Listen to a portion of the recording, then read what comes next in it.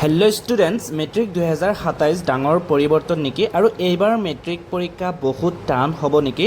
তো ছাত্ৰ ছাত্ৰীসকল তোমালোকক সকলোকে আমাৰ ইউটিউব চেনেললৈ পুনৰ এবাৰ স্বাগতম। আজিৰ ভিডিঅ'টো মেট্ৰিক 2027ৰ ছাত্ৰ ছাত্ৰীসকলৰ বাবে অত্যন্ত গুৰুত্বপূৰ্ণ। যদি তুমি 2027 চনত HSLC বা মেট্ৰিক পৰীক্ষা দিবলৈ গৈ আছা তেন্তে ভিডিঅ'টো শেষলৈকে নিশ্চয় চাবা, কাৰণ এতিয়া বহু ছাত্ৰ ছাত্ৰীৰ মনত এটা ডাঙৰ প্ৰশ্ন যে এইবাৰ মেট্ৰিকত ডাঙৰ পৰিৱৰ্তন হ'ব নেকি আৰু এইবাৰ মেট্ৰিক পৰীক্ষা যে 2027ৰ মেট্ৰিক পৰীক্ষাৰ বাবে এতিয়াৰ পৰাই আমি কেনেকৈ প্ৰিপাৰেশ্যন ল'ব লাগিব, এই সকলোবোৰ প্ৰশ্নৰ বিষয়ে আজি আমি সহজ ভাষাত আলোচনা কৰিম। গতিকে ভিডিঅ'টো স্কিপ নকৰিছে।